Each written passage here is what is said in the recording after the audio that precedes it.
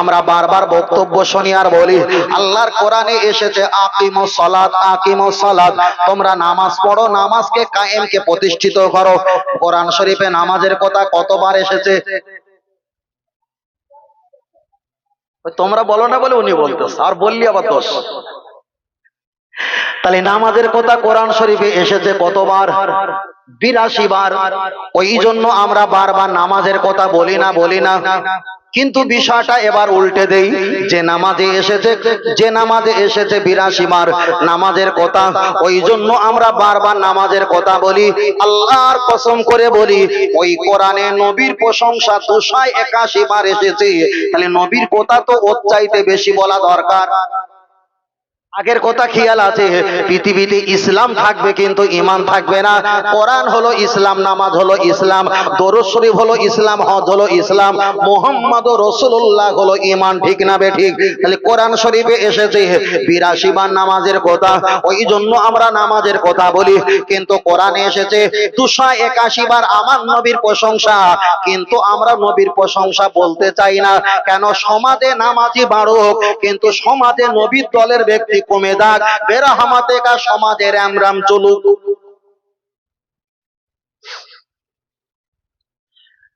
চলেন, আমি আপনাকে বোঝাতে চেয়েছি, লক্ষ্য করে দেখা যায় আমি আপনার কাছে বলছিলাম আপনি বিরহমাতিকা পড়বেন, আলহামদুলিল্লাহ ভালো, আপনি আলহামদুলিল্লাহ বলবেন, সেটা ভালো, আপনি কলেমা শরীফ পড়বেন, সেটাও ভালো। কিন্তু বসিরহাট আল্লামা হুজুর একটা কিতাব লিখেছেন, ফুরফুরা দাদাপীর রহমাতুল্লাহ আলাইহি, তিনি লিখতে বলেছেন, বসিরহাট আল্লামা হুজুর লিখেছেন, কিতাবটার নাম হলো মিলাদে মুস্তাফা। আর একবার পরিষ্কার করে বলছি, মিলাদে মুস্তাফা। ওই বইটার দাম হলো মাত্র 35 টাকা দাম।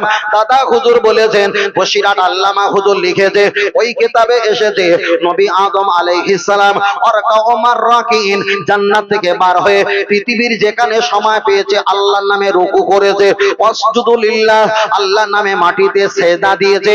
350 বছর ধরে আল্লাহ কাঁদিয়েছে। ঠিক না বে ঠিক? আর একটা হাদিস পড়লে বিষয়টা পরিষ্কার হবে। নবী আমার বললেন, কুল্লু কুল্লু কুল্লু, যার ব্যাখ্যা হলো কুল্লু মানে বহুবচন, মানে সমস্ত, কুল্লু নবিয়িন মাসুম, সমস্ত নবীরা নিষ্পাপ বেগুনা মাসুম। তাহলে সমস্ত নবী যদি নিষ্পাপ বেগুনা মাসুম হয়, তাহলে নবী আদমকে 350 বছর কাঁদিয়েছে, এটা কি ঠিক হয়েছে? কেন? মাসুম নবীদের 350 বছর যদি কাঁদতে হয়, তাহলে আমার আপনার হিসাব তো ছেড়ে দেওয়াটাই ভালো। কিন্তু নবী আদম আলাইহিস সালাম 350 বছর কেঁদেছিল। তার জবানে বেরহমাতে কাইয়া আরহামার রহিমিন, আল্লাহ তুমি রহমত দাও, 350 বছর বলেছিল। মুহাম্মাদুর রাসূলুল্লাহ ছিল না, ওই জন্য আল্লাহ কাঁদিয়েছে।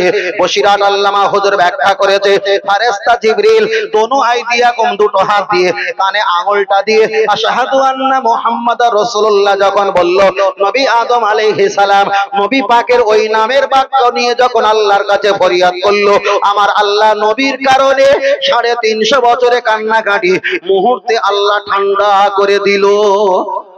তাহলে এখানে নবী আদম তোমারও যেমন বাপ, আমারও তেমন বাপ, পৃথিবীর উম্মাতের বাপ একটাই বাপ, নবী আদম। তাহলে বাপ যদি আল্লাহকে বেরহমাতিকা বলে 350 বছর পরে যদি কচু পোড়া হয়, তাহলে আমাদের উচিত হলো বাপ যে রাস্তা গিয়ে আল্লাহ পেয়েছে, নবী পেয়েছে, আমাদেরকেও সেই রাস্তা যাওয়া। ঠিক না বে ঠিক? কিন্তু সমাজের দিকে তাকিয়ে দেখো, বাপের কথা নিল না, আল্লাহর কথা নিল না, নবীদের কথা নিল না, তবুও বুড়ো হয়ে গেছে, বেরহমাতিকা ছাড়লো না। আচ্ছা, আমার এই ওয়াজ শুনে কেউ ওরা দাওয়াত করে বলে বলি হয় না? শোনেন, ও করবে কারা? যারা বিজেপি বাড়ি তারা তো করবে। বলি ও শালারা ধরে লিয়া কায়দা করে ঝেপটে দেই। কথা বোঝেন না? বারবার করে বলছি, তোমার ডাকটা শুনে কেউ না আসে, তবে একলা চলো, সত্য কথা বলবে। কে তোমার আগে গালি দেবে, কে চলে গেলে গালি দেবে, এ পরোয়া কিছু করার দরকার নেই। শুধু ইবাদত, আল্লাহর ইবাদত, এটা শেষ নয়। আমরা হলাম মুহাম্মদ সাল্লাল্লাহু আলাইহি ওয়াসাল্লামের লেবার, যতদিন থাকবো মুহাম্মদ সাল্লাল্লাহু আলাইহি ওয়াসাল্লামের লেবার কিরি করে যাব। বল সুবহানাল্লাহ। এবার তুমি ভালো লাগলে কেনাকাটা করো, ভালো লাগলে শোনো, না হলে মাল কিনো না, রেখে দিয়ে বাড়ি চলে যাও। তবে আমরা এ মাল থেকে আমরা দূরে সরে থাকবো না, কেন এটাই হলো জাহান্নাম থেকে বাঁচানোর রাস্তা, এটাই হলো জান্নাতের রাস্তা, এটাই হলো আল্লাহ পাওয়ার রাস্তা, এটাই হলো পাপের কাছ থেকে সরে আসার রাস্তা। বলো সুবহানাল্লাহ। আল্লাহ, চলেন আমি আপনাকে বোঝাতে চেয়েছি নবী আদম আলাইহিস সালামের কথা বলছিলাম। তাহলে নবী আদম আলাইহিস সালাম আমার আপনার নবীর নামের বরকতে আমার আল্লাহ তার কান্নাকাটিকে ঠান্ডা করেছিলেন, এটা আমরা জানি। চলেন এবার আমি আপনার কাছে আর একটা কথা বলি।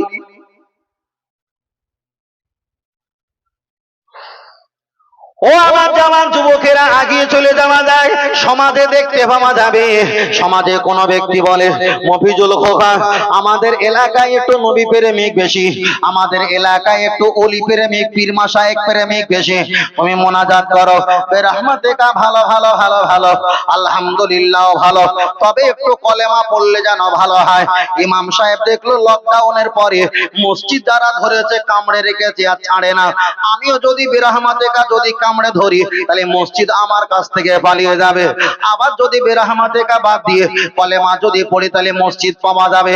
তাই হুজুর কি করলেন, ঠিক আছে আগামী সকাল থেকে আমি পড়বো। হুজুর বেরহমাতিকা পড়তো, এবার কলেমা শরীফ পড়বে, ডান দিকে বাম দিকে সালাম ফিরিয়ে লা ইলাহা ইল্লাল্লাহ বলে ঠেলে উঠেছে।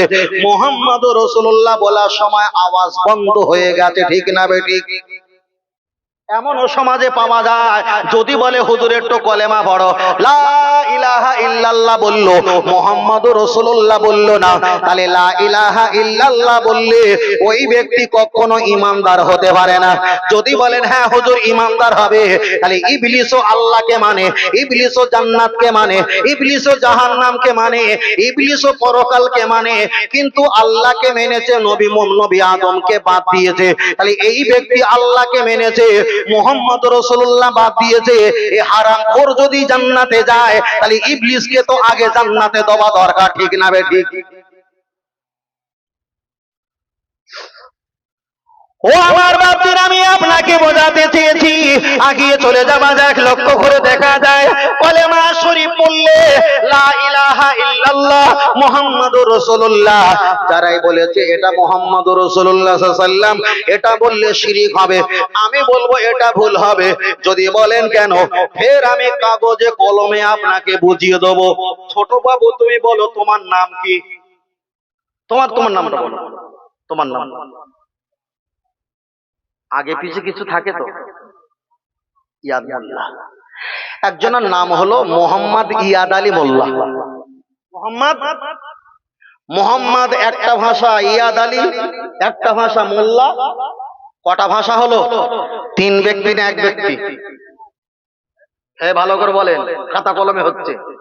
মোহাম্মদ ইয়াদ আলী মোল্লা তিন ব্যক্তি না এক ব্যক্তি? এক ব্যক্তি। লা ইলাহা ইল্লাল্লাহ মুহাম্মাদুর রাসূলুল্লাহ এক লাইন না দু লাইন? এক লাইন, এক লাইন, এক লাইন।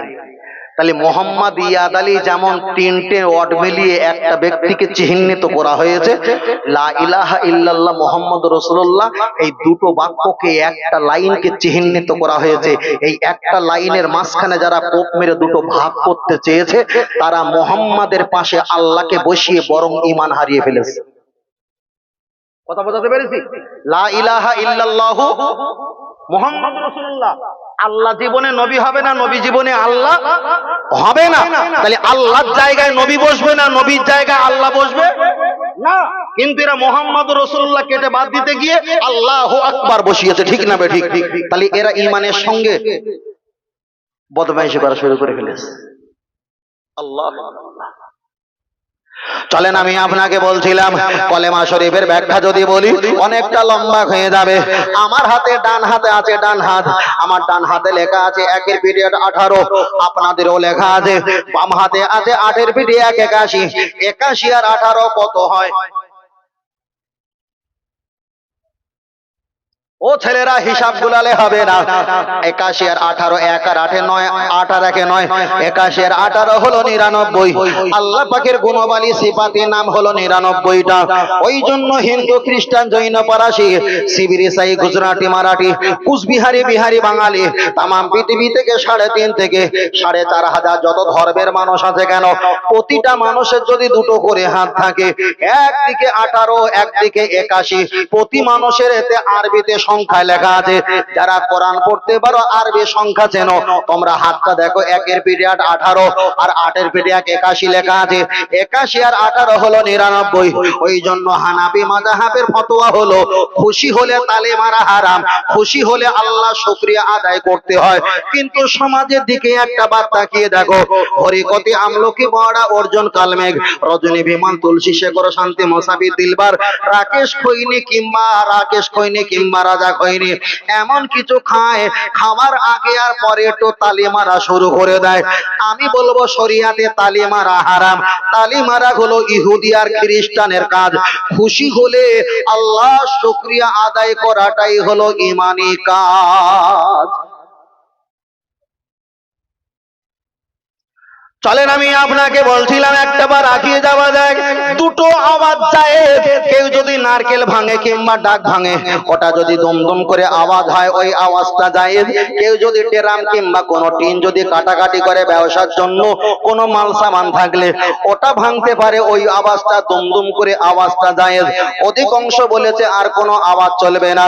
কারো তুলো গাছ আছে, তুলো গাছে যদি ওদিকে বন বিড়ালি কিংবা দেখা যায় কাঠ বিড়ালি পাখি যদি ক্ষতি করে, কিছু শামুকা থালা বাসন বেঁধে দিয়ে নাড়া দেওয়া হয়, এটা চলবে না। অনেকে দেখা যায় সবজি চাষ করেছেন, সেখানে কিছু দিয়ে আওয়াজ দেওয়া হয়, এটা চলবে না। অনেকে আখ বিক্রি করে ঠান্ডার সময়, তো আখের ব্যবসা কমে গেছে। বড় একটা চাকা ঘুরায়, আর চাকায় এত বড় বড় 3টে 4টে বড় বড় দেখা যায় বড় বড় ঘুমন্ত আছে, একবার করে ঘোরালে ঝুমঝুম করে আওয়াজ হয়।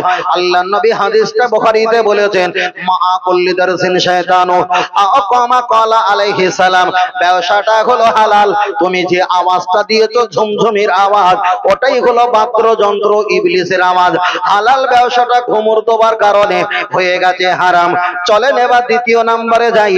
অনেকের গরুর বাচ্চা হয়, গরুর বাচ্চার গলায় এত বড় একটা ঘুমুর ঝরিয়ে দেয়, চাচাজি ওটা হারাম, কালকে খুলে দেবে। অনেকে ছোট বাচ্চা আছে, আদর যত্ন করে দাদু ভাই নানো ভাই কোমরে একটা বটফল দেয়, ওটা হারাম, ওটাও খুলে দেবে। অনেকে পুকুরে কিংবা রাস্তা গাড়ি চাপা হয়ে মরার ভয়েতে মা খালা পুকুরা বাচ্চার পায়ে একটা করে ঘুমর বেঁধে দেয়, ওটা হারাম, খুলে দেবে।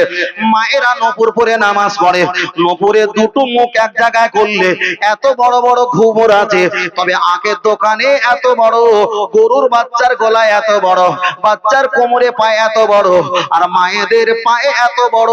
তবে বড়টা যদি হারাম হয়, ছোটটাও হারামের বাচ্চা হারাম। ঠিক না বেটি? এবার মেয়েরা বলবেন, হুজুর সব ঠিক ছিল, নেপুর পোড়াটা খুলে দিয়েছে। না, নেপুর পোড়াটা হারাম বলিনি, ও যে 3টে করে 6টা বল দড়িয়ে আছে না, বল আছে, এইটা খুলে দেবে, এইটা খুলে দেবে, এটা চলবে না। আল্লাহ আল্লাহ। ও আমার বাপজিরা, চলেন আমি আপনার কাছে বোঝাতে চেয়েছি, মশলা বললে অনেকটা লম্বা হয়ে যাবে। আমি নবী সম্পর্কে বলছিলাম, চলেন আবার ওই বিষয়ে একটু বলা যাক। আমার নবী সম্পর্কে বলছিলাম, আল্লাহ হলো আসমানের মালিক, আল আরদা, আল্লাহ হলো জমিনের মালিক, আল হাজারা ওয়াস শাজারা, আল্লাহ হলো গাছের মালিক, পাহাড়ের মালিক, কুল কায়নাতের মালিক হলো আল্লাহ, জান্নাতের মালিক হলো আল্লাহ। কিন্তু জান্নাত বন্টনকারী আমার আপনার নবী মুহাম্মদ রাসূলুল্লাহ। জোরে বলেন সুবহানাল্লাহ। এবার আমি আপনার কাছে একটাই কথা বলবো, আমাদের সমাজে এইটা নিয়ে বেশি সমালোচনা করা হয়। আমরা যখন নবী পাকের নাম শুনি, মুহাম্মদ বলি, সাল্লাল্লাহু আলাইহি ওয়াসাল্লাম বলার সময় আমরা চোখে মুখে একটু আঙুলটা বুলিয়ে নে, ঠিক না বেটি? হয়তো এখানে আমি অনেকবার বলেছি, আমার এমন করা হয়নি, এটা আমাদের দুর্বলতা, এটা আমাদের অলসতা স্বীকার করি। কিন্তু নবীর নাম শুনে চুম্বন খাওয়া ভালো, এটা আমরা মানি না। হয়তো করিনি, এটা আমরা স্বীকার করি, কিন্তু আমরা মানি যে ভালো। কে একটা হুজুর বলেছে যে নবীর নাম শুনে চুমু খাওয়া কোনো হাদিস নেই, তাই অনেক কটা হাদিসে আছে, বলার আমার অবকাশ নেই। তবে আবু বকর হুজুর রসুলের নাম শুনে চুম্বন খেয়েছেন। রসুল বললেন, কাইফা হালুকা, আবু বকর কি খবর, তুমি চুম্বন খেলি? ইয়া রাসূলুল্লাহ, আপনার নামটা শুনে চুম্বন খেয়েছি। রসুল বললেন, যারা এই কাজটা করেছেন হাসরের ময়দানে আনা আউয়ালুশ শাফিন, আমি প্রথম সুপারিশকারী হব। তবে যারা আমার নাম শুনে চোখে মুখে চুম্বন দিয়েছে, হাসরের মাঠে তাদের খোঁজে খোঁজে আমি রসুল শাফাত করাবো। সুবহানাল্লাহ। আর এ বলেছে নবী পাকের নাম শুনে চুম্বন খাওয়া যাবে না। তা ছাত্ররা যারা শ্রোতা থাকে তারা তো একটু পাকা ধোনা থাকে, সব তো তার পক্ষে না, কিছুটা আমাদের পক্ষে আছে। তখন জিজ্ঞেস করেছে, হুজুর নবীর নাম চুমু খাওয়া যাবে না, কারণটা কি? তখন বলছে, শোনো, আল্লাহ বড় না নবী বড়? ছেলেরা বলল, আল্লাহু আকবার, মানে আল্লাহ মহান, আল্লাহ মহান। নবী হলো আল্লাহর সৃষ্টি প্রাণী, তবে সৃষ্টির ভিতরে শ্রেষ্ঠ হলো আমার আপনার নবী, তবে আল্লাহ মহান। তা বলছে নবী ছোট, আল্লাহ বড়, নবীর নাম একবার শুনে তোমরা চুমু খাও কবার? বলে 3 বার। তাহলে আল্লাহ তো বড়, বলছে হ্যাঁ, তাহলে আল্লাহর নাম একবার নিলে 3 তিরিকে 9 বার চুমু খেতে হবে। তা আমিও জানিনি, ওয়াজ নসিহত করে হুজুর বাড়ি চলে গেছে। ঠিক 8-9 দিন পরে হুগলি লবাবপুরের ওই পাশে আমার জলসার দাওয়াত। আর বলবি তা বল, আমি এটা রক্তটা আর আমার কানে এগুলো যে হুজুর এইরকম বলেছে ওরা, তা ওরা তো এরকম বলে চলে গেল, তা তোমাদের কিছু ঘুরনি লাইন টাইন আছে? কি লাইন মানে কি? অটোমেটিক ঘুরোচ্ছে, লাইন কি? তা বলছে হুজুর এইরকম বলেছে। তাহলে শোনো, নবী ছোট, নবীর নাম একবার শুনে যদি 3 বার চুমু খেতে হয়, তাহলে আল্লাহর নামে একবার শুনে 3 তিরিকে 9 বার চুমু খেতে হবে। কেন? আল্লাহ বড়। তাহলে জিজ্ঞেস করো, বিয়ে শাদী করেছে? বলতে হ্যাঁ হুজুর বিয়ে করে। ছেলে কটা? বলে 3টে। তাহলে স্ত্রী বড় না শাশুড়ি বড়? কথা বলে না। তাহলে শাশুড়ি বড়, স্ত্রী ছোট, তাহলে স্ত্রী কটা কচি হয়েছে? 3টে। এবার কার পালা? শাশুড়ি তো বড়, কেন? 3 তিরিকে 9 বার চুমু খেতে বলেছে আল্লাহ, নবী ছোট বলে 3 বার, আল্লাহ বড় বলে 9 বার। তাহলে স্ত্রী যদি 3টে কচি হয়, স্ত্রী ছোট, শাশুড়ি তো বড়, তাহলে এবার শাশুড়ি পালা, 3 তিরিকে 9টা কচি করা দরকার তো। বলছে হুজুর এই বক্তব্য শুনে তো ওরা আরো রেগে গেছিল। শোনো, যদি কেউ বিবাহ করে, বিবাহ করার পর শ্বশুর বাড়িতে যদি যায়, শালা বাবু 2.5-3 বছরের বাচ্চা গুটি পায়ে ছুটে ছুটে এসে দুলা ভাই বলে জড়িয়ে ধরেছে, আর দুলা ভাই 2.5 বছর 2 বছর 3 বছরের শালা বাবুকে কপালে হাতে একটা চুম্বন দিয়েছে, শাশুড়ি মা পর্দার আড়াল থেকে দেখলে খুশি হবে না রেগে যাবে? খুশি হবে। তাহলে বাচ্চার গালে চুম্বন দিয়েছে, খুশি হয়েছে কে? শাশুড়ি। নবীর নাম শুনে চুম্বন খেলে খুশি হবে কে? আল্লাহ। তা বলে কি আল্লাহর নামে যদি খেতে বলে, তাহলে আমারও শাশুড়ির নামে খেতে হবে? যে তোমার ছেলে চুমু খাইছি, এবার শাশুড়ি তুমি এসো তোমার একটা চুমু খেলে। ভাই এই বিষয়টা হয়তো আপনারা জানেন না, কিন্তু সমাজে কি দগ্ধ করে মারতেছে ভাই, কি বলবো, মারাত্মক ক্ষতি করছে। মনে করবে হুজুর গাড়িলে চলে যাবে, তেল ফুললিয়ে হুজুর ফুটু দিয়ে টাকা গুনলে বাড়ি চলে আসবে। ওই এদিকে হয়, অন্যদিকে হয় না। এদিকে হয়, অন্যদিকে হয় না ভাই। আল্লাহ আল্লাহ। চলেন আমি আপনাকে বোঝাতে চেয়েছি, নবী আমার হাতটা হাদিস শরীফে বললেন, মান আসানি, কেউ যদি আমাকে সরিয়ে দেয়, ফাকাদ আসাল্লাহ, আমার আল্লাহ তাকে সরিয়ে দেবে। নবী আমার পরে বললেন, মান আতানি, কেউ যদি আমাকে ইত্তেবা করে, ফাকাদ আতাল্লাহ, আমার আল্লাহ তাকে রহমতের ছায়ায় কোলে টেনে নেবে। জোরে বলেন। নবী আমার এক আল্লাহর কোরআন জানিয়ে দিলেন, তোমরা যদি আমাকে পেতে চাও, আমাকে ভালোবাসতে চাও, আমাকে রাজি করতে চাও, ফাত্তাবিউনি ইহবিকুমুল্লাহ, আমার হাবিবকে যদি রাজি আর খুশি করে নিতে পারো, আমি আল্লাহ আমাকে রাজি খুশি হয়ে যাবে।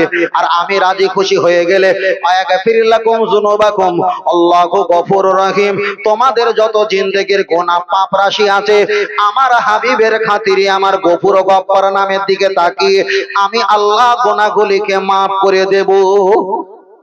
এবার আমি আপনার কাছে বলছি, আমি এখানে বসে হজ করতে পারতাম, হজের হজ করতাম, কেন জানি হজ তো বছরে একবার, ওই দোকানে ঢুকে মাল বিক্রি করে লাভ হবে না। রোজার হজ করতাম, রোজা তো বছরে আসে একবার, ও দোকানে বছরে একবার ঢুকে লাভ হবে না। আমি তো ফেতরার হজ করতাম, কেন ফেতরার তো দোকান দেওয়া হয় বছরে একবার।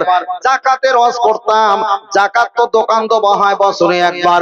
কুরবানির হজ করতাম, কুরবানির দোকান খেলাতে হয় বছরে কয়বার? একবার। তাহলে যে দোকান বছরে একবার খোলা হয়, ওই দোকানের রস সমাজে র্যামরাম হচ্ছে না হয় না? আর যেটা প্রতিদিন দোকান খুলতে হতে যে বিষয়টা সর্বসময় লাগে এর দোকানে ঝাঁপ একবারও খোলে না। হজের রস করে দিয়েছে, হাজী সাহেব কেন্দ্রের চোখ টোক লাল করে বলছে, হুজুর তুমি হজের রস করেছো, জাহানটা জুড়িয়ে গেছে। আলহামদুলিল্লাহ ভালো। ও আমার জওয়ান যুবকেরা, চলেন একটা বার এগিয়ে যাওয়া যায়। নবী সম্পর্কে কথা আমি বলছিলাম, বলতে বলতে অনেকটা লম্বা বিষয়টা আমি বলে ফেলেছি। এবার একটা বার আমি আপনার কাছে বলবো, আমরা কলেমা শরীফ পড়ি আলহামদুলিল্লাহ ভালো। নবী আদম আলাইহিস সালাম উনি জান্নাতে চলে গেছেন, কিতাবটার নাম হলো রওজাতুশ শুহাদা। নবী আদম আলাইহিস সালাম জান্নাতে গেছে, সেখানে দেখা যায় আম্মা জান মা ফাতেমাকে দেখেছেন, ইমাম হাসান হোসাইন হযরতে আলী কাররামাল্লাহ আজহা গোতানাকে দেখেছেন। আমি প্রয়োজনটা আপনাকে বলতে চেয়েছি, বেরহমাতিকা আমি ভুলছিনি, ভুলবো না। আমাকে যতই বলো আমি বেরহমাতিকা ভুলছিনি, ওটাই নিয়ে আমি একটাবার আগিয়ে যাব। নবী আদম জান্নাতের ভিতরে আছে। আল্লাহ জিজ্ঞাসা করলেন নবী আদম আলাইহিস সালাম, কাইফা হালুকা, তোমার কি খবর? আলহামদুলিল্লাহ, শুকরিয়ান আল্লাহ, আপনার প্রতি শুকরিয়া, ভালো খবর। আমার আল্লাহ মনের খবর জানতে পেরে, আমি বিষয়টা বলছি, লম্বা ঘটনা বলছি না, মনের খবর জানতে পেরে মা হাওয়া আলাইহাস সালাম, আমার আপনার মা নবী আদমের কাছে আল্লাহ হাজির করে দিলেন। নবী আদম আলাইহিস সালাম হাত দিয়ে মা হাওয়ার গায়ে যখন স্পষ্ট করতে যাবে, আমার আল্লাহ জবাব দিয়ে বললেন, ও নবী আদম আলাইহিস সালাম, তোমার এখন বিয়ে হয়নি, তোমার স্ত্রী এখন হলো না, তুমি কেমন করে গায়ে হাত দিতে যাও? জবাব দাও। আল্লাহ, বিয়ে করতে গেলে কি করতে হবে? ও নবী আদম, বিয়ে করতে গেলে তোমাকে দেনমোহরের অর্থ টাকা দিতে হবে। আল্লাহ, জান্নাত পাক পবিত্র, জান্নাতে আমার বলে কিছু নাই, সব আল্লাহ আপনার, আমার বলে কিছু নাই। বিয়ের জন্য দেনমোহর আমি কোথায় পাবো? খুব ভালো করে খেয়াল করবেন, অন্তরে মায়াটা লাগান। আমার আল্লাহ জবাব দিয়ে বললেন, তাহলে তোমার বলে কিছুই নাই না, আল্লাহ কিছু নয়, বিয়ে করতে গেলে দেনমোহর দিতে হবে, না হলে বিয়ে হবে না। আমার আল্লাহকে বললেন, আল্লাহটা রাস্তা ভুলে দাও। আমার আল্লাহ বললেন, নবী আদম রে, ওই জান্নাতের ভিতরে দাঁড়িয়ে দাঁড়িয়ে দাঁড়িয়ে দাঁড়িয়ে যাকে সৃষ্টি না করলে পৃথিবী সৃষ্টি করতাম না, সেই হাবিব মুহাম্মদ সাল্লাল্লাহু আলাইহি ওয়াসাল্লামের দিকে তাকিয়ে 20 বার দরুদ শরীফ সালাম শরীফ পাঠ করে ওটাই তোমার বিবাহ দেনমোহর হিসাবে আমার কাছে দান করে দাও। জোরে বলেন সুবহানাল্লাহ। তাহলে একটা নবী আদম আলাইহিস সালাম জান্নাতে গেছে, বিবাহ হবে, বিবাহের জন্য দেনমোহরের প্রয়োজন কিছুই খুঁজে পেল না। জান্নাতের ভিতরে আমার আপনার নবীর দরুদ সালাম পাঠ করে আল্লাহর কাছে এটাই দেনমোহরটা পাঠিয়ে দিয়েছে। যারাই বলে দরুদ সালাম পড়া যাবে না, তাহলে এরা জান্নাতেও চোখে দেখতে পাবে না। কেন? জান্নাতের মালিক আল্লাহ, আর জান্নাত বন্টনকারী আমার আপনার নবী রাসূলুল্লাহ। আর একটু জোরে হবে না? আর একটা ভাইটিয়াল, জান্নাত কোন জায়গায়? কেউ বলেছে জাহান্নাম হবে আরদা মাটির তলায়, আর কেউ বলেছে জান্নাত হবে আল্লাহ উপরে বানাবে, সামাম পৃথিবীর 10 ডবল। ব্যাখ্যাটা এক এক দিক, আমি এটা কনফার্ম বলতে পারছি না, বিষয়টা আমার এখন কনফিউজ আছে। চলেন এগিয়ে যাই। সিদরাতুল মুনতাহা আরশে আজিমে আমার নবী আল্লাহর সঙ্গে দিদার লাভের জন্য গিয়েছিল না যায়নি? তাফসীরকারকেরা বর্ণনা করেছে যে আরশে আজিমের উপরে নবী যখন দাঁড়িয়েছিলেন পায়ের জুতো মোবারক ছিল, আর আরশে আজিম হচ্ছে জান্নাতের ছাদ। সুবহানাল্লাহ। আর ওই জান্নাতের ছাদের উপরে নবী আমার জুতো মোবারক পায়ে দিয়ে দাঁড়িয়ে ছিল। তাফসীরকারকেরা ব্যাখ্যা করে বলেছে, তোমরা জান্নাতের জন্য লাফালাফি করো, জান্নাতটা হলো আরশে আজিম, হলো জান্নাতের ছাদ, আর ওই ছাদের উপরে মুহাম্মদ সাল্লাল্লাহু আলাইহি ওয়াসাল্লাম, তার পায়ের তলায় জান্নাতের ছাদ। জান্নাত যদি পেতে হয় মুহাম্মদ সাল্লাল্লাহু আলাইহি ওয়াসাল্লামের পায়ের তলায় আল্লাহর জান্নাত। চলি বলে, আর তুমি কি করে বলো, কি করে বলো? আবার সমাজে আবার কিছু বক্তব্য দিতে দিতে একটাই কথা বারবার বলা হয়, এটাই বলা হয়, তোমরা যদি কোরআনকে যদি না নাও তোমরা জান্নাত পাবে না, তোমরা যদি নামাজকে না নাও জান্নাত পাবে না। আমি আপনার কাছে বলছি, অস্বীকার করব না, তবে বোঝানোর তাগিদে আমি একটা কথা বলি। আল্লাহর কোরআন নাজিল হয়েছে নবীর প্রতি, আমার আল্লাহ কোরআন নাজিল করেছে 5টা আয়াত। ইকরা বিসমি রাব্বিকাল্লাযী খলাক, এমন করে 5 আয়াত নবীর প্রতি কোরআন নাজিল করেছে। নবী দুনিয়াতে এসেছেন আর আল্লাহর কোরআন নাজিল হয়েছে পাহাড়ের উপরে। এই আশা আর পাহাড়ে যাবা, এর মাঝখানে অনেক বছর কেটে গেছে না যায়নি? অনেক বছর কেটে গেছে। নবীর হাতে হাত দিয়ে ওই জামানার সাহাবারা কলেমা পড়ে ঈমান এনেছে। তারা কিন্তু কোরআন নাজিল হওয়াটা চোখে দেখেনি, তারা কিন্তু কোরআনটাও চোখে দেখেনি, তারা হাতে দেখেনি। কিন্তু ওর মাঝখানে যারা নবীর হাতে কলেমা পড়ে মৃত্যুবরণ হয়ে গেছে, তারা কোরআন পেল না, পেয়েছে শুধু নবী নবী নবী। আবার একটা দ্বিতীয় নাম্বার বলতে হয়, নবী দুনিয়াতে এসেছে মা আমিনার গর্ভ অবলম্বন করে মক্কা নগরীতে এসেছে। আল্লাহর কাছে চলে গেছেন সিদরাতুল মুনতাহা আরশে আজিমে। আমার আল্লাহ নবীকে অনেক কিছু দিয়েছে, তার ভিতরে প্রথম নাম্বার ছিল নামাজ। নামাজ নামাজ নবীর কাছে আল্লাহ নামাজ দিয়েছে। নবী নামাজটা নিয়ে দুনিয়ার জমিনে আগমন করলো। তাহলে রাসূল দুনিয়াতে আসা আর মিরাজে গিয়ে নামাজ নিয়ে আসা, এর মাঝখানে তো অনেক অনেক সাহাবা ছিল না? ছিল না? তাহলে তারা তো নামাজটা ওর ভিতরে ছিল, কিন্তু তার ভিতরে যারা বয়স্ক ব্যক্তি নবীর হাতে হাত দিয়ে কলেমা পড়ে মৃত্যুবরণ করেছে, তারা কোরআন চোখে দেখতে পায়নি, আল্লাহর নামাজও চোখে দেখতে পায়নি। একদিকে তারা কোরআন পেল না, অপরদিকে তারা নামাজ পেল না। পেয়েছে কাকে? শুধু নবীকে নবীকে। যারাই বলে কোরআন আর নামাজটা যদি না নাও তুমি জান্নাত পাবে না, তাহলে নবীর সাহাবারা যারা মৃত্যুবরণ করেছে বয়স প্রাপ্ত হয়ে, তখন তো কোরআন নাজিল হয়নি, তখন তো আল্লাহ নামাজটাও দেয়নি। তারা নামাজ পেল না, কোরআন পেল না, নবীর হাতে হাত দিয়ে কলেমা পড়ে তারা জান্নাতি হয়ে গেছে। তাদের কাছে নামাজ ছিল না, কোরআন ছিল না, ছিল তো ঈমান, ছিল তো মুহাম্মদ সাল্লাল্লাহু আলাইহি ওয়াসাল্লাম। তারাই তো জান্নাতি জান্নাতি। নবী আমার বললেন লা তাসুম্মুন্নার মান রাআনি, যারা আমার হাতে হাত দিয়ে কলেমা পড়েছে তারাই হলো জান্নাতি জান্নাতি। জাহান্নামের আগুন তাদের স্পষ্ট করবে না। কিন্তু আল্লাহ আমাদের এমন একটা সময় পাঠিয়েছে, আমার অনেকের কাছে আল্লাহর কোরআন আছে, অনেকের কাছে নবীর হাদিস আছে, অনেকের কাছে নামাজ আছে, আল্লাহর কোরআন আছে, কিন্তু নবী নাই নবী নাই নবী নাই। আর পূর্বে যারা সাহাবারা ছিল তাদের কাছে কোরআন ছিল না, নামাজ ছিল না, ছিল নবী, ছিল নবী, কিন্তু আমাদের কাছে নামাজ এসেছে, কোরআন এসেছে, কিন্তু নবী আমাদের কাছ থেকে সরিয়ে দেওয়া হয়েছে। তাই আমি আপনার কাছে একটা বার বলছি, আপনি যখন কিয়ামতের ময়দানে চলে যাবেন, আল্লাহ নবী আমার হাদিস শরীফে বললেন আনা সাইয়্যিদু উলদি আদম ইয়াউমাল কিয়ামাহ আকামা ক্বালা আলাইহিস সালাম। ও আমার উম্মতেরা জেনে রেখে দাও, কিয়ামতের ময়দানে আমি সরদার, আমি লিডার হব, আমি সরদার হব। আর আমার ওসিলায় আমার উম্মাতানিরা নাজাতের ওসিলা হয়ে যাবে। তাই আমার আল্লাহর কোরআন পড়ে জানিয়ে দিয়েছেন আলাল আখিরাতু খায়রুল লাকা মিনাল উলা। ও আমার হাবিব, টেনশন করা তোমার জায়গা নয়। আমি আল্লাহ দুনিয়াতে তোমার কষ্ট দিয়েছি, পরকালে তোমার কষ্ট দেব না।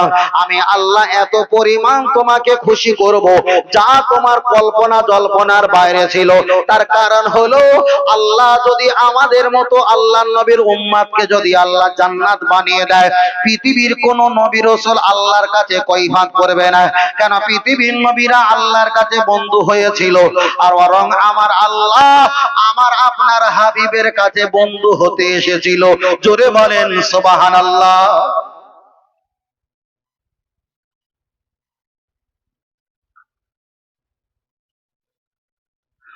ও আমার জামান যুবতীরা, চলেন একটাবার আগিয়ে যাওয়া যায়।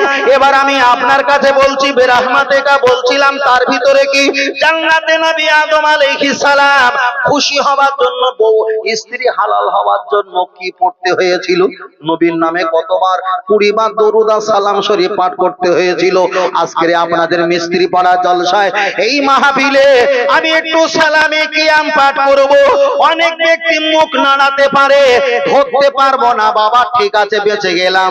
আর এক ব্যক্তি মদিনা শরীফে যাবে, ওখানে গিয়ে নবীর রওজা মোবারকটা দেখে ওখানে মুখ নাড়াবে, সালামটা নাও দিতে পারে, বাবা বেঁচে গেলে।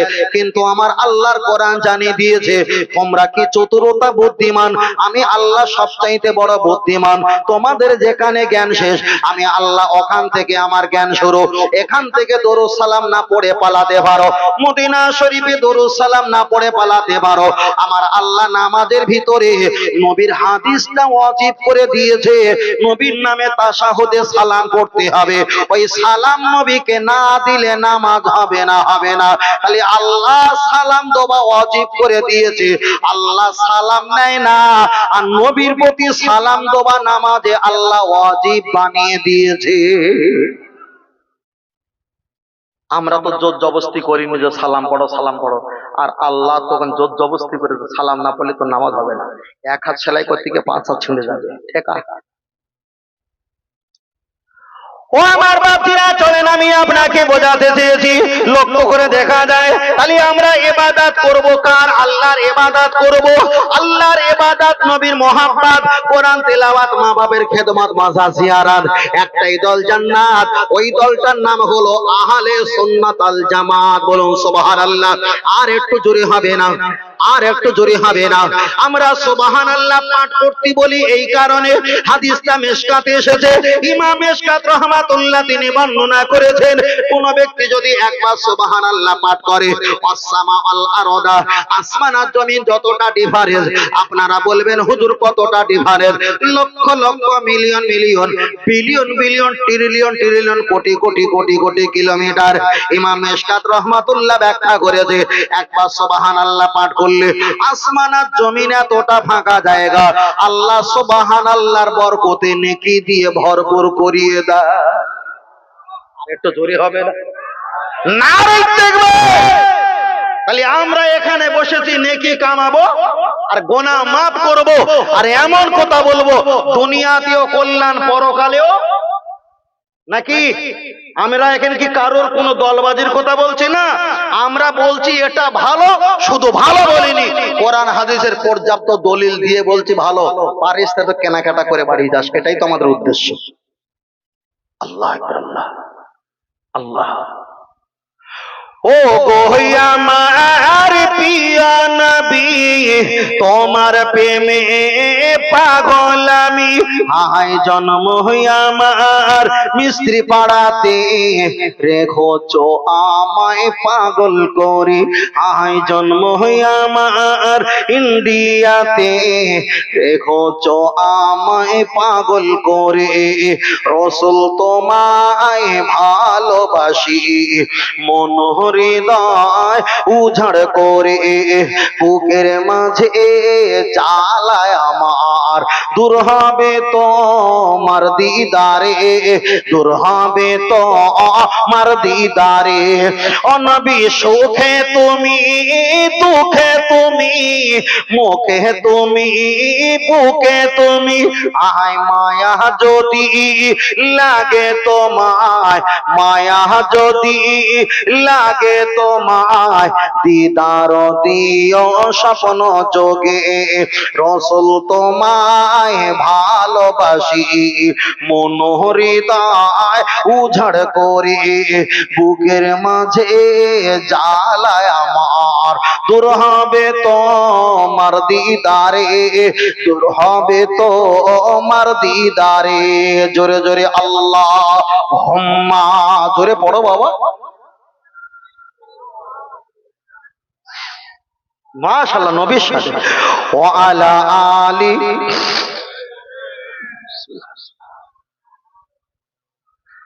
সাল্লাল্লাহু আলাইহি ওয়াসাল্লাম। কারণ নবীর নাম শুনে দরুদ পড়তে হবে, না পড়লে আল্লাহ নবী বলে তারা ক্ষতিগ্রস্ত হবে। তাই আমরা দরুদ পড়ি, দরুদ পড়ি। তবে এমন একটা সময় আসবে, আসবে আসবে আসবে, আল্লাহর জিকির বন্ধ হবে, কিন্তু আমার নবীর জিকির বন্ধ হবে না। সুবহানাল্লাহ। আরেকটু জোরে বলো, আল্লাহর জিকির বন্ধ হবে কিন্তু নবীর জিকির বন্ধ হবে না। কোরআনের আয়াতটা শুনেছি, ব্যাখ্যাটা একটু ভালোভাবে বলছি। আল্লাহ নবীর প্রতি দরুদ সালামের জিকির করে না করে না? ফেরেশতারা জিকির করে না করে না? আমি আপনি করি না করি না? তাহলে কয় শ্রেণী? আল্লাহ, ফেরেশতা, আমি আপনি, 3 শ্রেণী। তো হাদিস শরীফে এসেছে লা তাকুমুস সাআতা লা ইউকালা ফিল আরদি আল্লাহু আল্লাহ। পৃথিবীতে যদি আল্লাহ আল্লাহ বলনেওয়ালা কেউ না থাকে, আল্লাহ পৃথিবী ধ্বংস করবে।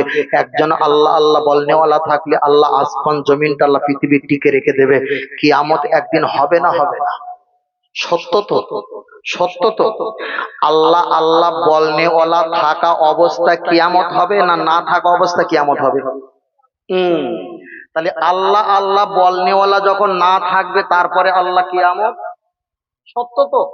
তাহলে এখানে প্রমাণ হয়ে গেল আল্লাহ আল্লাহ বলনেওয়ালা পৃথিবীতে একদিন ঘুষে যাবে, ঠিক না বেটা?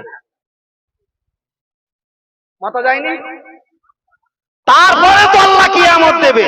আর যদি বলো না আল্লাহর নাম জারি থাকবে, তাহলে পৃথিবীতে জীবনে কিয়ামত হবে? তাহলে ফের স্বীকার করো আল্লাহ আল্লাহ বলনেওয়ালা পৃথিবীতে একদিন মুছে যাবে। কিন্তু নবীর নামে জিকির করে আল্লাহ ফারেস্তা আমি আপনি, পৃথিবীতে যদি আল্লাহ কিয়ামত দেয় আগে ফারেস্তা মারা যাবে না আগে আমি আপনি মারা যাব? আগে আমি আপনি মারা যাব, থাকবে কে ফারেস্তা? আল্লাহ। আল্লাহ যদি বলে ফারেস্তা তোদেরকেও মেরে দেবো, তাহলে আল্লাহ যদি ফারেস্তাদেরকে মেরে দেয় তাহলে মারা গেল কয়জন, কয় শ্রেণী? ফারেস্তা এবং আমি আপনি। আছে কে? আল্লাহ। বক্তব্য দেওয়ার আগে বলেছিলাম আমরা কিছু ঘন্টা পূর্বে ছিলাম না, এসেছি। এমন একটা সময় আসবে আমরা কেউ থাকবো। ফের বলেছিলাম আল্লাহ আছেন, রয়েছেন, আগামীতে থাকবেন। আল্লাহু বাকি মিন কুল্লি ফানি, সব ধ্বংস হবে কেবল আল্লাহ ব্যতীত। তাহলে ফারেস্তাও ক্ষতি শেষ হয়ে গেল, বান্দাও মারা গেল। আছে কে? নবী আছে? নেই। রসুল আছে? নেই। ফারেস্তা আছে? নেই। জিন আছে? নেই। ইনসান আছে? নেই। কীট পতঙ্গ আছে? নেই। কেউ নেই। আছে কে? তাহলে নবীর নামে জিকির করে কয় শ্রেণী? আল্লাহ করে, ফারেস্তা করে, বান্দা করে। বান্দা মারা গেছে, ছিল দুই শ্রেণী, ফারেস্তা মারা গেছে, আছে কে? কিন্তু হিসাব করে দেখো আল্লাহ জিকির করা পৃথিবীতে কেউ নেই, আছে একমাত্র আল্লাহ। কিন্তু আল্লাহ জিকির করা কেউ নেই, কিন্তু আল্লাহ আছে। আল্লাহ বলেছেন ইন্নাল্লাহ, নিশ্চয়ই আমি আল্লাহ আমার মুহাম্মাদের জিকির করি। আর একটু জোরে হবে না? তাহলে এখানে প্রমাণ হয়ে গেল আল্লাহ জিকির একদিন বন্ধ হবে, কিন্তু আমার নবী জিকির বন্ধ হবে। মাথায় গেছে তো? এই যেন কালকে গুলিও না আবার। আল্লাহ চলেন, আমি আপনাকে বোঝাতে চেয়েছি, খুব ঠান্ডা মাথায় বুঝতে হবে। আমি আপনার কাছে বিষয়টা বলছিলাম আমার নবী পাকের সম্পর্কে বলতে বলতে অনেকটা লম্বা আর অনেকটা লম্বা করে ফেলেছি। তাহলে বিরহমাতিকা বলছিলাম, আল্লাহ ইলাহা ইল্লাল্লাহ মুহাম্মাদুর রাসূলুল্লাহ বলছিলাম, দুটোই তো আল্লাহ পাকের তাসবিহ। কিন্তু নবী আদম বিরহমাতিকা পড়েছিল, কাজ হলো না। মুহাম্মাদুর রাসূলুল্লাহ নামের বরকতে আল্লাহ তাকে শান্তি আর বরকত রহমত দিয়েছে। আমরাও ওইটাই পক্ষে আমরা ওটাই ব্যবহারটা বেশি করতে চাই, এই জন্য এত কিছু আমাদের কথা। চলেন এবার একটা আগিয়ে যাওয়া যাক। নবী আদম আলাইহিস সালাম অল জিবালা একটা পাহাড়ের উপরে বসে আছেন। জঙ্গলে কিছু হরিণ এসে জিজ্ঞাসা করলেন, ও নবী আদম আলাইহিস সালাম, তোমার চোখে কেন পানি? জবাব দাও। নবী আদম আলাইহিস সালাম কেঁদে বললেন, আল্লাহর ভয়তে, আল্লাহর ডরে, আল্লাহর ভয়তে আমাদের চোখ থেকে পানি। এর ভিতরে আর একটা অপশন আমি বলেই ফেলি, আল্লাহ নবী আদম তীর পাহাড়ের উপরে বসে বসে কাঁদছিল। কিন্তু আমাদের হাওড়া, হুগলি, মেদিনীপুর, 24 পরগনা এই কটা জেলার ভিতরে কি পাহাড় আছে? আমরা যখন আসামে ফ্লাইটে প্লেনে করে যাই দেখতে পাওয়া যায় পাহাড় আর পাহাড়। ওই জন্য ওই এলাকার দিকে ছোট ছোট প্লেন লাভে, স্পাইজেট, ইন্ডিগো, এয়ার ইন্ডিয়া এত বড় প্লেন লাভে না, ছোট ছোট প্লেন লাভে, স্পাইজেট ছোট ছোট প্লেন লাভে। শুধু পাহাড় আর পাহাড়, বেগে বেগে সমান রাস্তা নয়, এলিবেলি রাস্তা। আল্লাহকে একটু মনে মনে অন্তর থেকে জিজ্ঞাসা করি, আল্লাহ আপনি পাহাড় দিয়েছেন, আসামে রাজ্যে এত পাহাড় দিয়েছেন, কিন্তু হাওড়া, হুগলি, মেদিনীপুর আমাদের 24 পরগনায় পাহাড় দিলেন না। নিশ্চয়ই কোনো ব্যাপার আছে, ব্যাপার আছে। আল্লাহর কোরআন জবাব দিয়ে বললেন, ইজাজুল জিলাতিল আরদু জিলজালাহা। আমার আল্লাহর কোরআন ব্যাখ্যা দিয়ে বললেন, আমি আল্লাহ মাঝে মাঝে ভূমিকম্প দিই। অকালাল ইনসানু মালাহা, মানে এবং কল মানে সমস্ত, ইনসান মানে মানুষ, মালাহা এ কেসা হে, ওরা তখন বিপদে পড়লে বলে একই হলো, একই হলো। আমি আল্লাহ পৃথিবীর জমিনটা মাঝে মাঝে নাড়া দেই। তবে যেখানে জিবালা জিবালা পাহাড় দিয়েছি, ওই পাহাড়টা এই কারণে দিয়েছি, ভূমিকম্প যখন দেব, ওই আরদা ওই জমিনটা একেবারে অল্প শীর্ণ করে বানিয়েছি, ওরা ঢোসে আর পাতালের তলা ভিতরে পড়বে যাতে না করে। আমি আল্লাহ বড় বড় পাহাড় ওই মাটির উপরে বসিয়ে দিয়েছি, পেরেকের মতো ভার করে সেঁটে দিয়েছি, যাতে করে আমার গজবে ওরা ক্ষতি হয়ে না যায়। কিন্তু যেখানে পাহাড় সেখানে ক্ষতির সংখ্যা বেশি হয়। আল্লাহ ভূমিকম্প দেয়, আমাদের এই কটা জেলার ভিতরে বড় একটা ক্ষতি হয় না। তাহলে পাহাড় যেখানে আছে ওখানে দুনিয়ার মাটির তোলার মাটিটা অনেক নরমাল, তাই পেরেক দিয়ে সেঁটে দেবার মতো ভার করে বসিয়েছে। আল্লাহ আমাদের জমিনটা কংক্রিট করে বানিয়েছে, তাই পাহাড় দেবার কোনো প্রয়োজন এখানে হলো না।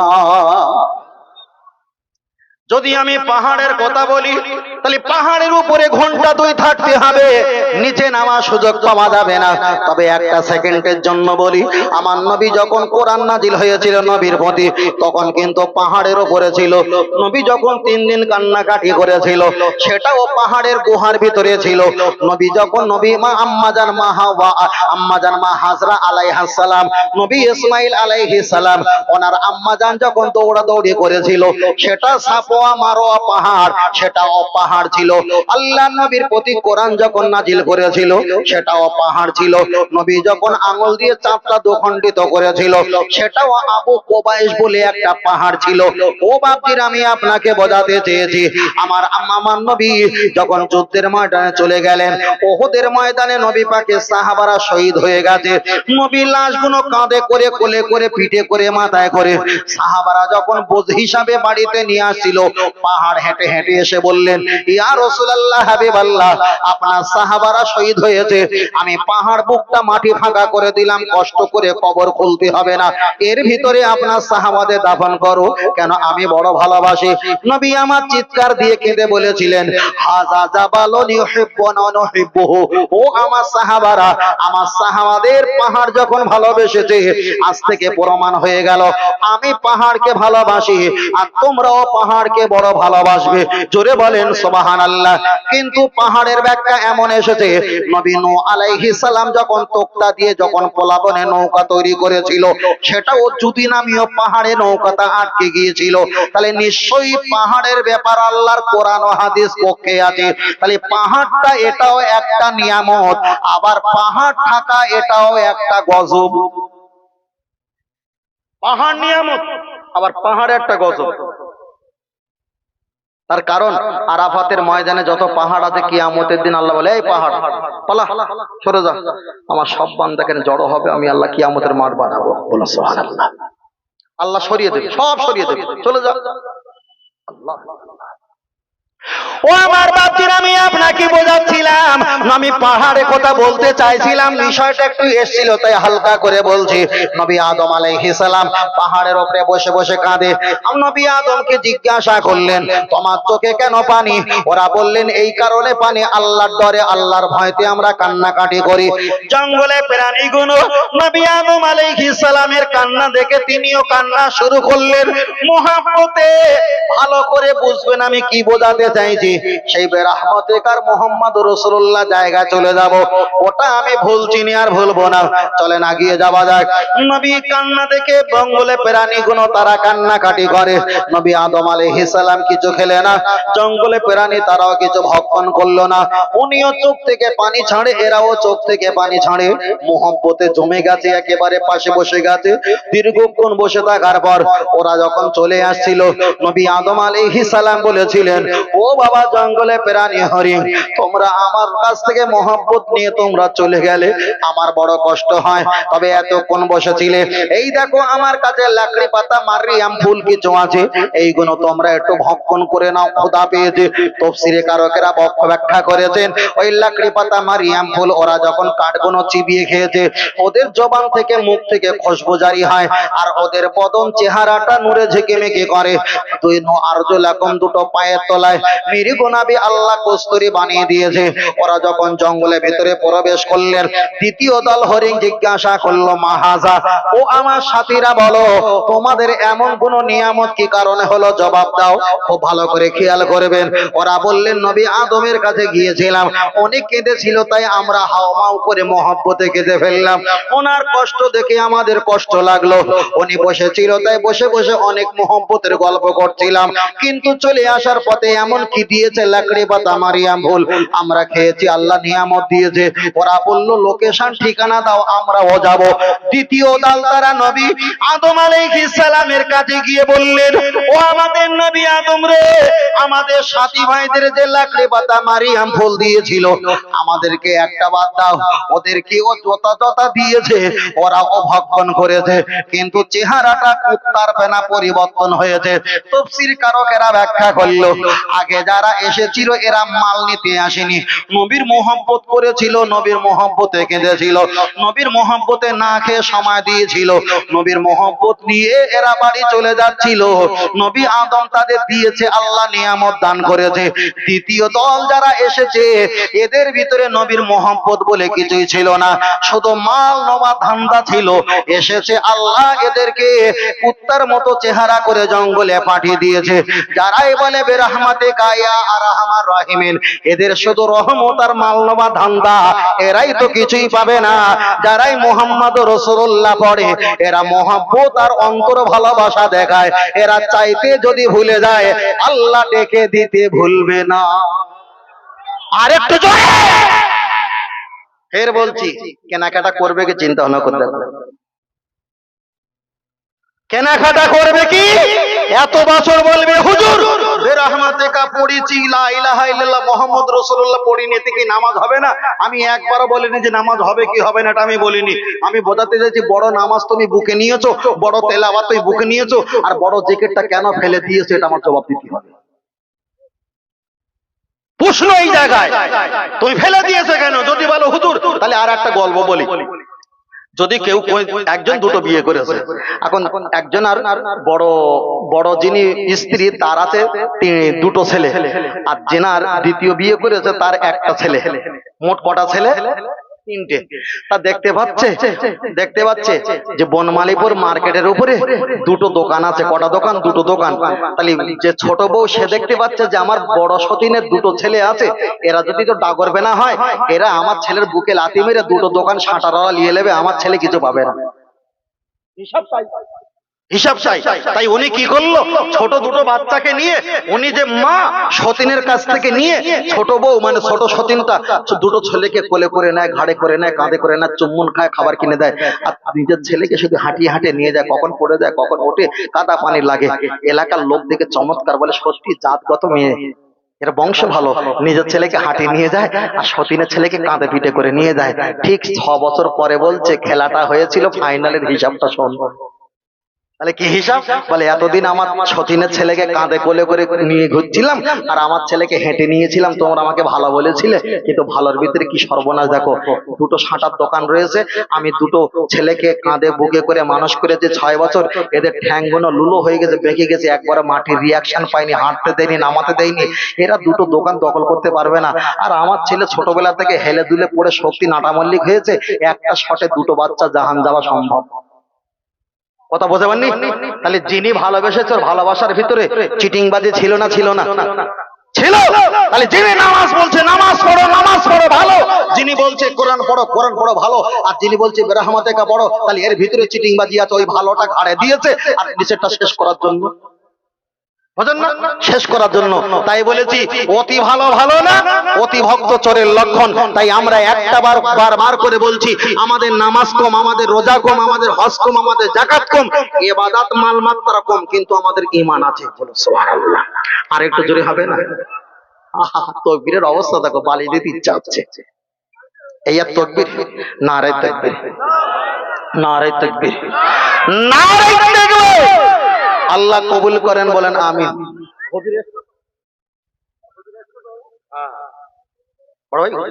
মাশাআল্লাহ, আল্লাহ কবুল করেন, বলো না আমিন।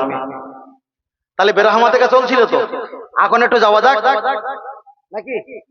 যাওয়া যাক তো। মানে এ জিনিস জীবনে যেন আর ভিটে না ওঠে। হ্যাঁ হ্যাঁ হ্যাঁ, 2 ঘন্টা ঠিক বলেছো। ডিস্টার্ব করো না, আবার সেই পিছন দিকে ছুটে আসবে না আবার। তোমার কষ্ট যত না যিনি সইতে পারে না, ওই নবীজির মহাব্বতে দরদ পড়িও। ভালো যদি বাঁচতে হয় নবীকে বেশো। আর একটু জোরে হবে না? আর একটু জোরে হবে না? আমরা নবীকে চাই কি চাই না? চাই তো।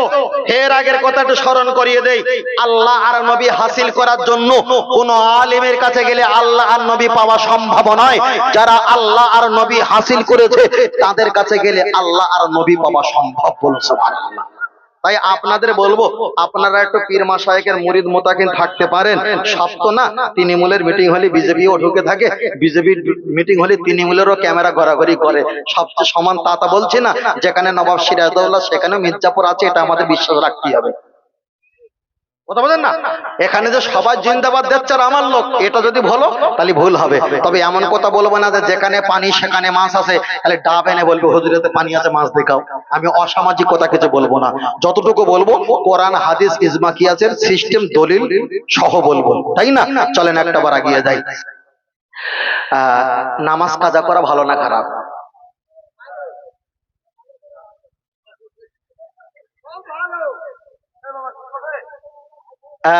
ঠিক বলেছে। আমি প্রথমে একটা কথা বলেছিলাম, হয়তো আপনারা মাইন্ডে নেননি। বলেছিলাম যে একটু আর পাগল আছে, যে একটু আছে তার ভিতরে কিন্তু আল্লাহ নবী হাসিল আছে। কথাটা উড়িয়ে দিলে হবে না। আর যারা খুব চতুরতা চালাক, শেষ।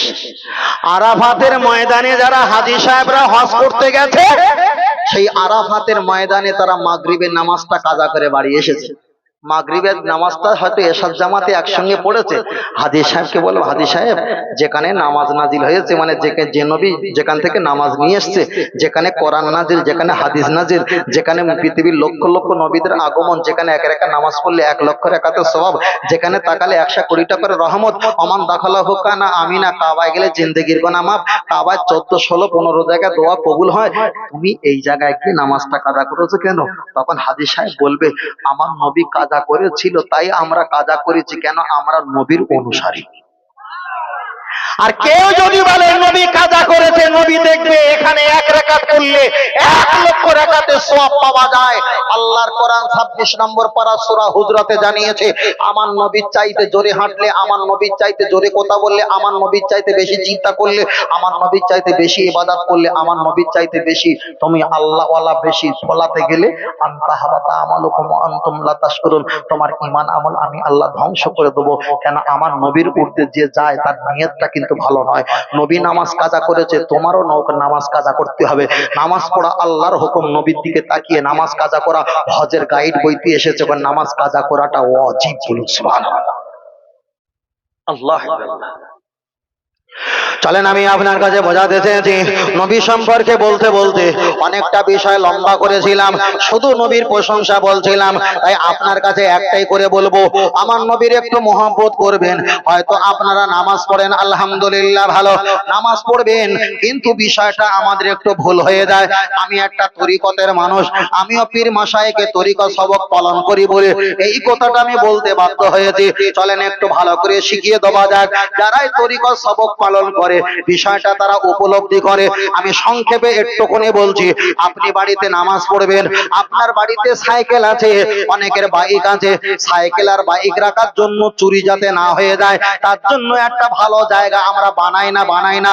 আপনার বাড়িতে কিংবা টাকা পয়সা আছে, চুরি যাতে না হয়ে যায় তার জন্য একটা স্পেশাল একটা আমরা ডয়ার কিংবা টেবিল বানাই, অবশ্যই ভালো। আপনার বাড়িতে ছেলে বৌমা আছে, তার জন্য একটা স্পেশাল কামরা দিয়েছেন। আপনার বাড়িতে দেখা যায় রান্নাশাল আছে, যেখানে রান্না করা হয়, স্পেশাল একটা ঘর চিকেন সেট বানিয়েছেন। কিন্তু আপনার বাড়িতে অনেক মেহমান আসলে তাদের থাকার জন্য আপনি একটা ঘর বানিয়েছেন। ও চাচাজি, আপনি কি হিসাব করে দেখেছেন নিজের কতটা ছিঁড়ে ফাঁকা হয়ে গেল?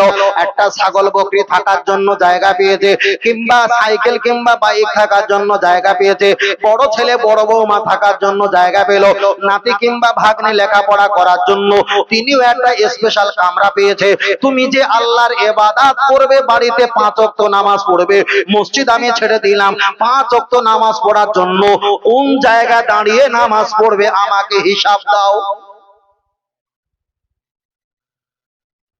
কথাটা খুব ভালো করে শুনবে। ছেলে বৌমার ঘর আছে তো, ছাগল বকরির ঘর আছে তো, সাইকেল বাইক রাখার ঘর আছে তো, মেহমানের ঘর আছে তো, রান্নাশালা চিকেন সেটিং সেটা তো ঘর আছে তো। আমি যে 5 ওয়াক্ত নামাজ পড়বো কোন জায়গায় পড়বো? ওই সমস্যা এই জায়গায়, ওই সমস্যা ওইটি বলার জন্য বলছিলাম। আপনি কি একটা বার জানেন, আপনি যদি বলেন আমি ঘরে নামাজ পড়বো, হিসাব করে বলতে পারবে আপনি ঘরে কতক্ষণ ধরে নামাজ পড়তে পারবেন? আপনি বলবেন হুজুর আমি বারান্দায় নামাজ পড়বো, বারান্দায় কতক্ষণ ধরে নামাজ পড়া সম্ভব? ওই রকম নামাজ 70 বছর পরও আসমানে যাবে কিনা সন্দেহ। তাই আমি আপনার কাছে একটাই কথা বলছি, আপনি যদি বারান্দায় নামাজ পড়ো কিংবা যদি ঘরে নামাজ পড়ো, আমি আপনাকে বলছি, বড় বৌমা বলছে আব্বাজি আপনি নামাজ পড়েন আমি ভাত খুলছি, বড় বৌমা ভাত খোলা রেডি হয়ে গেছে, আপনি যদি দেরি করে নামাজ পড়েন, শীতের সময় সবাই ঘুমিয়ে পড়েছে, সারাদিন বড় বৌমা ক্লান্ত পরিশ্রম করেছে, আপনার নামাজ পড়তে দেরি হলে বড় বৌমা কষ্ট পাবে। আবার আপনি যদি তাড়াতাড়ি নামাজ পড়েন, তাকে যদি সুখ দিতে চাও, তাকে যদি ভালোবাসতে চাও, তাহলে তাড়াতাড়ি নামাজ পড়তে গেলে 1 হাতের জায়গায় 5 হাত নিচে ছিঁড়ে যাবে। এবার বলবেন হুজুর আমি ঘরে নামাজ পড়বো, অবশ্যই ঘরে নামাজ পড়বেন। অধিকাংশ আমাদের ঘর করা হয় 8-12 কিংবা 8-10, তাহলে 8-10-এ একটা খাট আর ড্রেসিং টেবিল আলমারি চেয়ার রাখলে ওখানে কত সুন্দর করে নামাজ পড়া হয় আমাকে বুঝিয়ে দাও। ঠিক বলছি না ভুল বলছি? কত সুন্দর করে নামাজ পড়া হয় ওখানে। ভাই আমিও সংসার করি, আমারও ঘর আছে।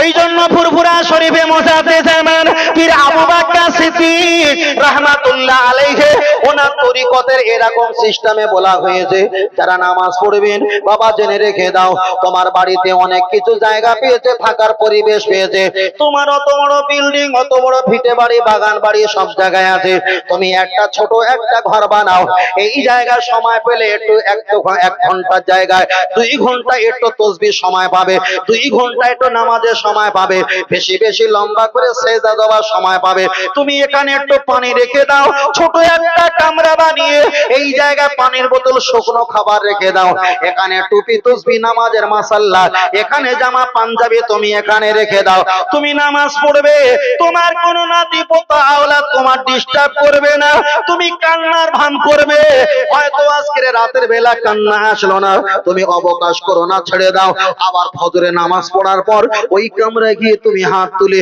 আল্লাহর কাছে কান্নার চেষ্টা করো, চোখ থেকে পানি হলো না, ছেড়ে দাও, আবার তুমি জোহর আসর মাগরিবে টেরাই করো, চোখ থেকে তোমার পানি জারি হলো না, ছেড়ে দাও, 1 সপ্তাহ 2 সপ্তাহ 3 সপ্তাহ 1 মাস 2 মাস তুমি ইবাদত করতে করতে আল্লাহর কাছে নিজের পাপের কথা যখন আল্লাহকে জানাবে, তোমার 1 সপ্তাহ 2 সপ্তাহ কান্নার ভান করতে করতে চোখ ফেটে যখন পানি হড়হড় করে বার হবে, তখন মনে করবে আমার দুনিয়াতে আল্লাহ আর নবী পাওয়া বাকি ছিল, এবারে আমি আল্লাহ আর নবী পেয়ে গেছি।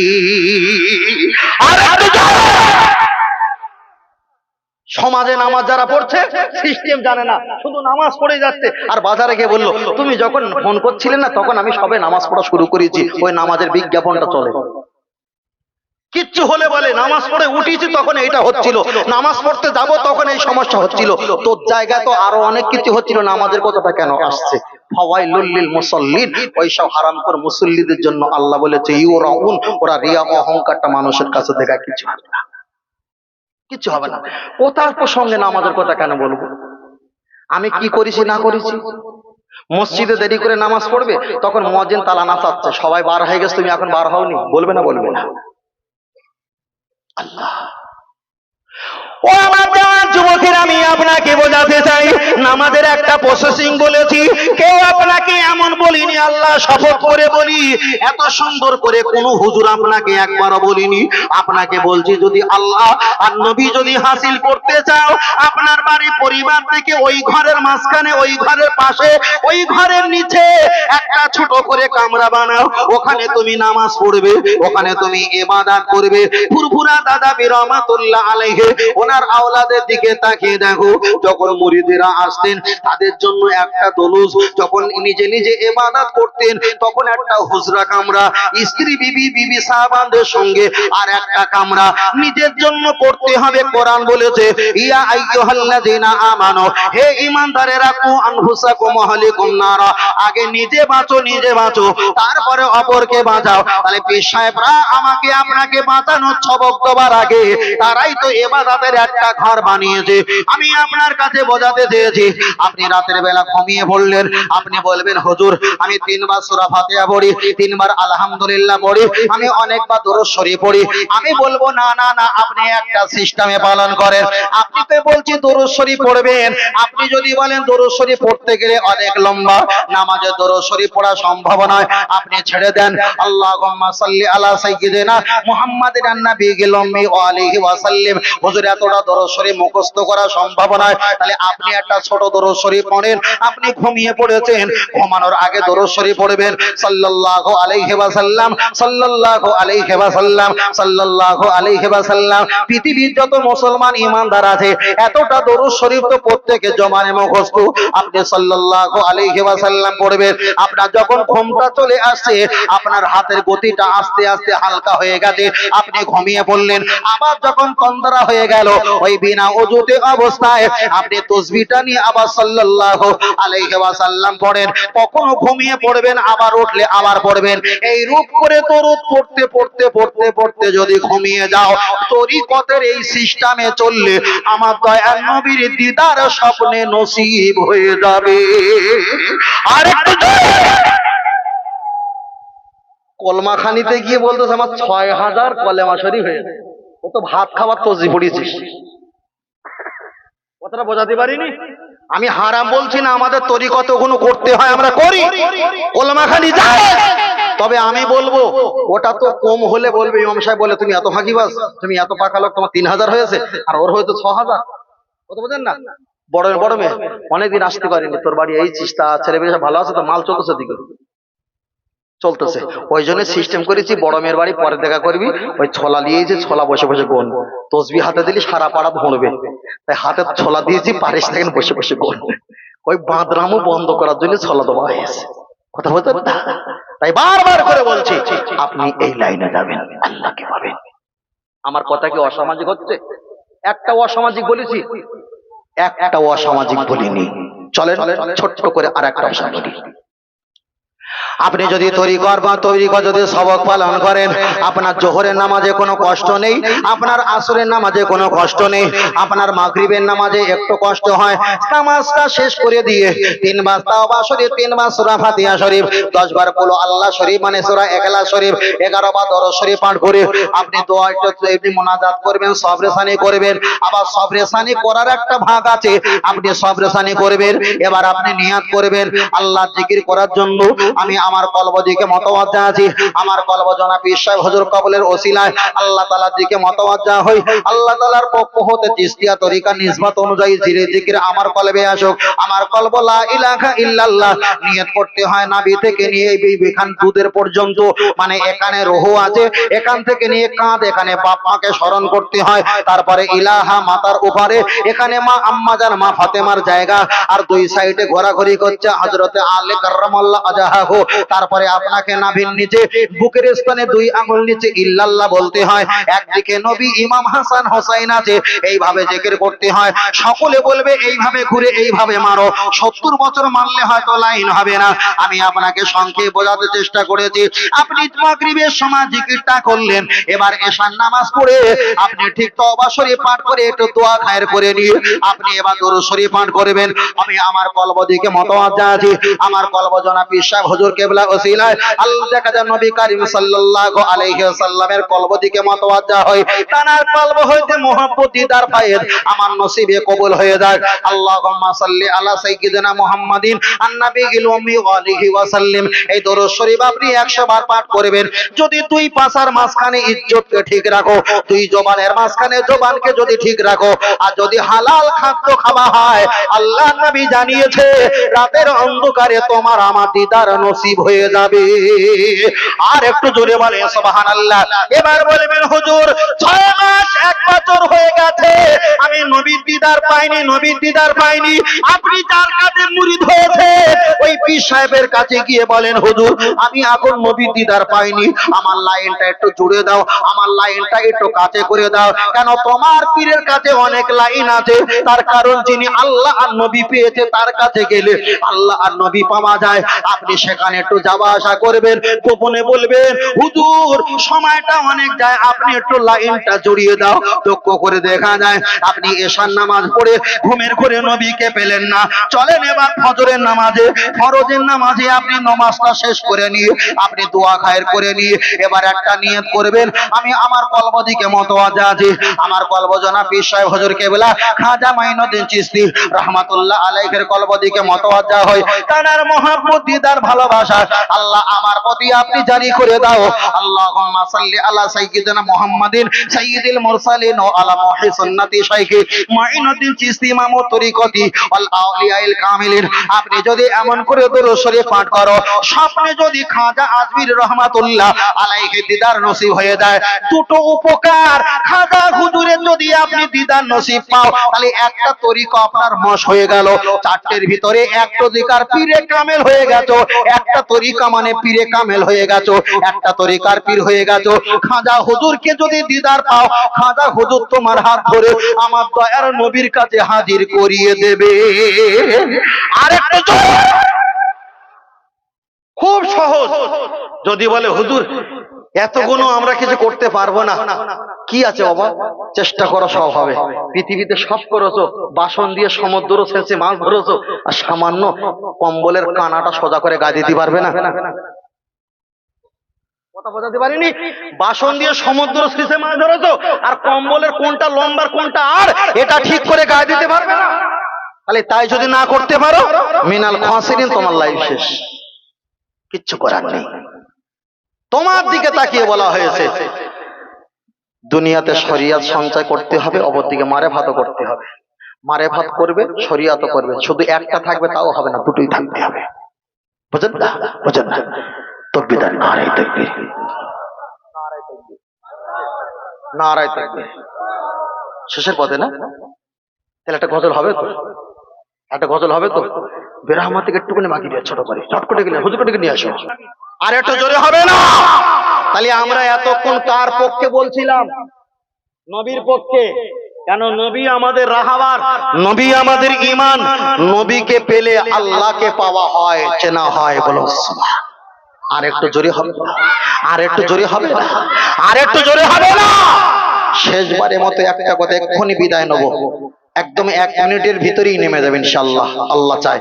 ছোট্ট করে একটুখানি বলি, কবরে যখন যাব কটা প্রশ্ন করব? ও দাদু ভাই এবার কথা বলো, ছেলেরা রাখবে না, চলে গেছে সব ওইদিকে। কবরে কটা প্রশ্ন করবে? কবরে প্রশ্ন করা হবে, কেউ বলেছেন রোবা, কেউ বলেছেন খমসা, কেউ বলেছেন 4, কেউ বলেছেন 5, কেউ বলেছেন অধিকাংশ মত হলো 3টে। অধিকাংশ মত হলো 3টে। প্রথম হে বেরহমত থেকে ভুলিয়ে দিই, সেকেন্ড থেকে নিয়ে আসছে। কবরে প্রথম যাওয়ার পরে কি জিজ্ঞেস করে? মা রব্বুকা, তোমার। আচ্ছা আল্লাহকে আল্লাহ বলবো কবরে, ওই ফারেস্তা মুগুর নিয়ে চলে যাবে না থাকবে? থাকবে, থাকবে। আল্লাহকে আল্লাহ বলে স্বীকার করলে ফারেস্তা তিনি থাকবে, যাবে না। তাহলে আল্লাহকে মানলে যদি সব ফাইনাল হয়ে যেত, তাহলে কবরে আল্লাহর পরে আর কোনো প্রশ্ন আসার দরকার ছিল? তারপরে জিজ্ঞেস করবে আমা দিনুকা, তোমার দিন কি? আপনি বলবেন ইসলাম। তখন ফারেস্তা মুগুর নিয়ে চলে যাবে না থাকবে? থাকবে। তার কারণ তুই আল্লাহকে মেনেছিস। হিন্দু, খ্রিস্টান, জৈন, পারাসি, সিবরি, সাই, গুজরাটি, মারাঠি তারাও আল্লাহকে মেনেছিল, কিন্তু মোহাম্মদ রাসূলুল্লাহ কেটে বাদ দিয়েছিল, তোরে জান্নাত দিলে ও হারাম করে জান্নাত পাবে, চলবে না। ফাইনাল পরীক্ষা প্রথম হয় না প্রথম টেস্ট পরীক্ষা হয়? প্রথম হয় টেস্ট পরীক্ষা, আর লাস্টে হয় ফাইনাল পরীক্ষা। আল্লাহকে মেনেছো, জান্নাত নেই। দিনকে মেনেছো, জান্নাত নেই। লাস্টে হবে আমার নবী হোকা, তোমার নবীকে চিনতে পারলে আল্লাহ আর দিনের নামে রাইট চিহ্ন অটোমেটিক হয়ে যাবে। জোরে বলে, আর একটু জোরে হবে না, আর একটু জোরে হবে না। তাহলে আমরা অটোমেটিক আমরা ফাইনাল পরীক্ষার কথা বলি না? অটোমেটিক যারা বলছে দিন দিন দিন, ওরা এখন টেস্ট পরীক্ষায় ঘাবর ডুবুর খাচ্ছে, ফাইনালে চোখ দেখেনি। কিন্তু আমরা অটোমেটিক মোহাম্মদ রাসূলুল্লাহ সাল্লাল্লাহু আলাইহি ওয়াসাল্লাম বলি, তার কারণ আমরা ফাইনাল পরীক্ষায়। কেন? আল্লাহ হলো জান্নাতের মালিক, নবী হলো জান্নাত বন্টনকারী। আমার নবী সেদিন শাফাত করবে, কেন? আমার আল্লাহ তাকে শাফাত করার পারমিশন দেবে। আমার দয়ার নবী বলেছে, যারা দুনিয়াতে ছিল আমিও তাদের, যারা আমার ছিল না আমি রাসূল হাসরে ময়দানে তারা আমার হবে না, আমি তাদের হব না। বুঝেন না? তকবীর দেন, নারে তাকবীর, দরুদ শরীফ, আল্লাহুম্মা